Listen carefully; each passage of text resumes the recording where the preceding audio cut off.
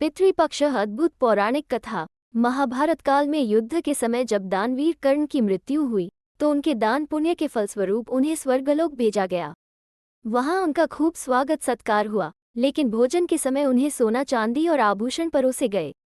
कर्ण इस व्यवहार को समझ न सके और उन्होंने देवराज इंद्र से पूछा कि हे स्वर्गाधिपति, यहाँ मुझे भोजन में सोना चांदी और आभूषण परोसे गए हैं, लेकिन मैं इनका सेवन नहीं कर सकता।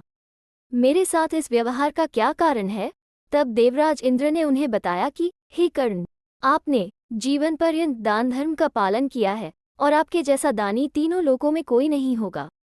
लेकिन आपने सिर्फ सोना चांदी और आभूषण जैसी भौतिक वस्तुओं का ही दान किया है। कभी अपने किसी पितृदेव को भोजन का दान नहीं दिया, इसलिए आपके पितृ आपसे असंतुष्ट हैं और आपको स्वर्ग में भोजन का सुख नहीं मिल पा रहा है। ये सुनकर कर्ण निराश हो गए और उन्होंने इंद्रदेव को कहा कि मैं आजीवन अपने पितरों से अनभिज्ञ रहा हूँ, इसीलिए मुझसे ये भूल हुई है।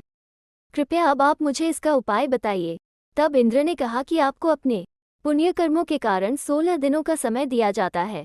इन 16 दिनों में पृथ्वीलोक पर जाकर अपने पितरों को भोजन का दान करें, उनका पिंडदान करें और तर्पण करके उन्हें संतुष्ट करें। इससे आपको स्वर्ग में हर तरह की सुख सुविधा के साथ भोजन का सुख भी मिलेगा। कर्ण ने ऐसा ही किया और इन 16 दिनों में पृथ्वीलोक पर विचरण कर रहे अपने पितरों को सभी तरह के भोजन का दान किया। ये पितृपक्ष की अवधि थी, इसलिए इन 16 दिनों में हम सभी मनुष्यों को ये सौभाग्य प्राप्त होता है कि हम अपने मृत पूर्वजों को भोजन का दान करें।